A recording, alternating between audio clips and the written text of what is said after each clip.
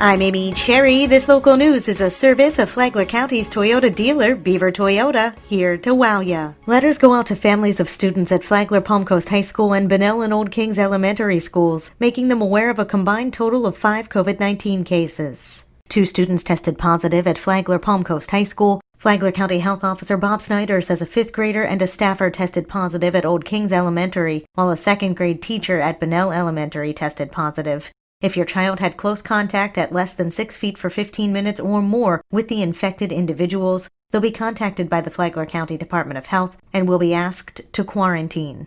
The health department hopes to stand up a testing site at a school 2 days per week in the near future. Just over 6,100 students returned to in-person classes last week in Flagler County, and cases of COVID-19 were expected. Cases overall have been falling in the county in recent weeks, but health officials say so has testing.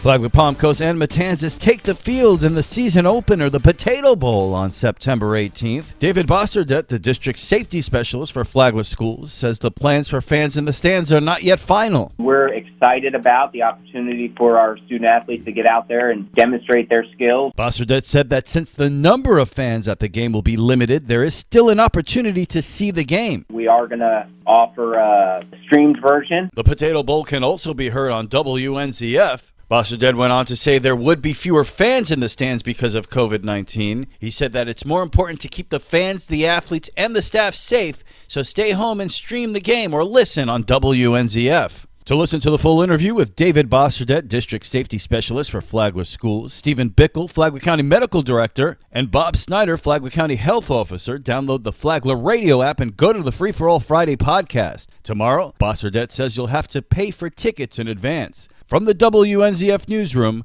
I'm Rich Carroll.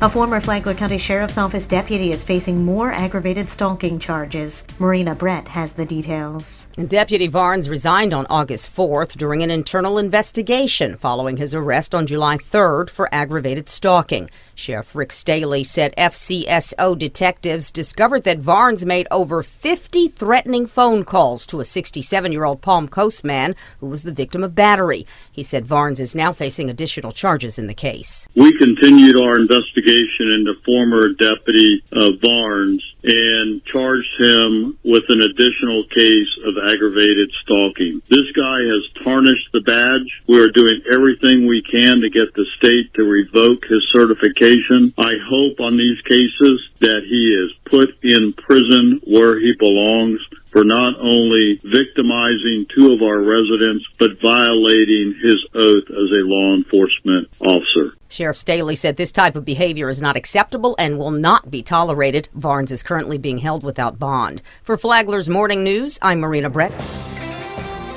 A recent event encouraged people to exercise their right to vote, John Arking reports. Approximately 200 vehicles lined up Friday at Palm Coast Town Center for a motorized march to celebrate the 57th anniversary of the March on Washington, D.C., where Martin Luther King delivered his famous I Have a Dream speech. Linda Matthews is president of the Flagler NAACP, which helped organize the event. The main message was for people to get out to vote, but we also wanted to recognize those who have fallen, and that would have been Mr. Jacob Blake, Miss Breonna Taylor, and Mr. George Floyd. We also talked about police reform, the need for it, and the need for criminal justice reform, and for people to get out and vote. Matthews was asked her thoughts on law enforcement in Flagler County. Although I think there's work to be done as far as hiring practices are concerned, we need to see a more diverse police force,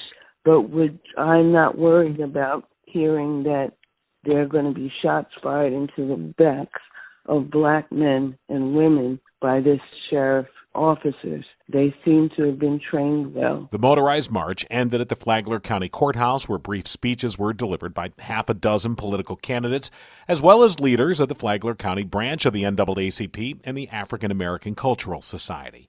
From the WNZF Newsroom, I'm John Arking. And now you're up to date on Flagler's Morning News. I'm Amy Cherry.